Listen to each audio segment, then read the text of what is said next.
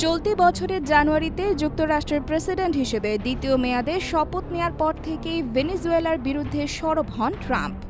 তিনি বলেন, লাতিন আমেরিকার এই দেশটি বিভিন্ন কারণে শাস্তিপ্রাপ্য। এর মধ্যে অন্যতম হল যুক্তরাষ্ট্রে ইচ্ছাকৃতভাবে গ্যাং সদস্যদের পাঠানোর অভিযোগ। দক্ষিণ আমেরিকার দেশ ভেনেজুয়েলার ওপর আগে থেকেই মার্কিন নিষেধাজ্ঞা রয়েছে, ফলে নিষেধাজ্ঞায় থাকা দেশের সঙ্গে বাণিজ্য করতে যুক্তরাষ্ট্রের অনুমোদন নিতে হয়। এমন কঠোর নীতির পরও ভেনেজুয়েলার সঙ্গে বাণিজ্য করা দেশগুলোকে নতুন হুমকি দিলেন তিনি।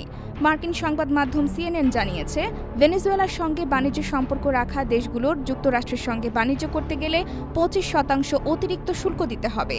ভেনেজুয়েলার কাছ থেকে সবচেয়ে বেশি খনিজ তেল কিনে থাকে ভারত ও চীন, ফলে ট্রাম্পের এই সিদ্ধান্তে সবচেয়ে বেশি ক্ষতিতে পড়বে এশিয়ার এই দুই দেশ। 2023 সালের ডিসেম্বর থেকে 2024 সালের জানুয়ারি পর্যন্ত লাতিন আমেরিকার এ দেশ থেকে সবচেয়ে বেশি জ্বালানি তেল কিনেছে ভারত। ভারতীয় গণমাধ্যমের তথ্য অনুসারে 2023 সালের ডিসেম্বরে ভেনেজুয়েলার থেকে গড়ে প্রতিদিন 1,91,600 ব্যারেল তেল আমদানি করেছে ভারত। এছাড়া 2024 সালের জানুয়ারিতে ভেনেজুয়েলা থেকে রপ্তানি হওয়া তেলের অর্ধেকই ভারতে এসেছে। এছাড়া গত বছর 2,20,00,000 ব্যারেল তেল আমদানি করেছে ভারত। ভেনেজুয়েলা থেকে তেল কেনা দেশগুলোর উপর আগামী 2রা এপ্রিল থেকে এই শুল্কারোপ কার্যকরের হুঁশিয়ারি দিয়েছেন ট্রাম্প।